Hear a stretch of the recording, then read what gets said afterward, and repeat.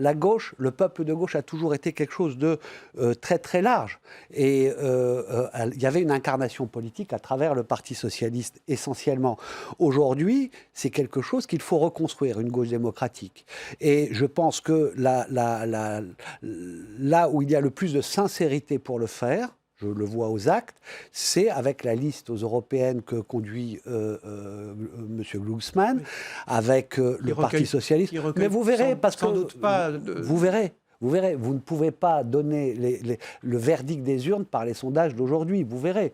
En tous les cas, ça n'est pas le rôle d'un militant politique d'acter cela. Je pense qu'il y a là la sincérité de l'engagement européen écologiste et sociale, et qu'il y a aussi la sincérité de l'unité. C'est-à-dire que l'unité a été commencée, et je pense, et je sais que jusqu'au bout, ils ont, sans condition autre que ces valeurs communes, voulu cette unité. Les autres jouent,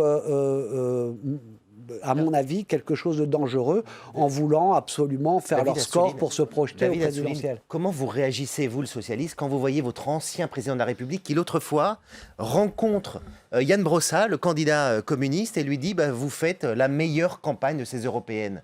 Est-ce qu'il ne vous poignarde pas un peu dans le dos, l'ancien président de la République ? Vous employez les mots les plus durs que vous voulez, mais moi je pense que c'est pas bien de faire ça. Voilà, c'est pas bien. C'est clair. Pierre Dumazeau. Comment on rassemble alors ?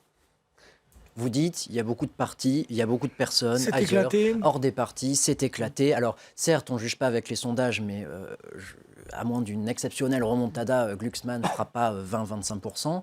Autour de 5 aujourd'hui. Autour de 5.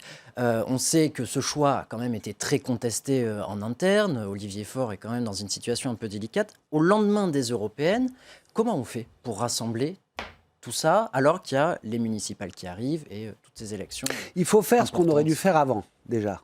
C'est-à-dire dire, voilà, il y a cette gauche démocratique à reconstruire et aucun appareil ne s'impose par rapport à d'autres. C'est fini, ça.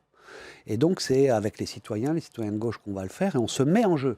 C'est-à-dire qu'on crée un processus de refondation où on demande à l'ensemble des formations politiques de gauche, à l'ensemble des clubs... Ça prend quelle forme concrètement ? D'états généraux qui peuvent se faire sur plusieurs mois. Est-ce qu'ils veulent encore parler avec l'idée de reconstruire un projet commun. Il y aura toujours des différences dans la gauche démocratique. C'est ça qui fait quelque chose d'incarné. Est-ce qu'aujourd'hui, ça ne va pas se faire autour de Mélenchon et de la France Insoumise, puisqu'il va apparaître? C'est aujourd'hui lui qui, dans le match à gauche, il y a 6 listes à gauche, apparaît nettement devant pour l'instant. C'était son pari qu'il a, à mon avis, perdu. C'est-à-dire il avait cette carte dans les mains à la présidentielle, puisqu'il avait nettement devancé l'ensemble des formations de gauche.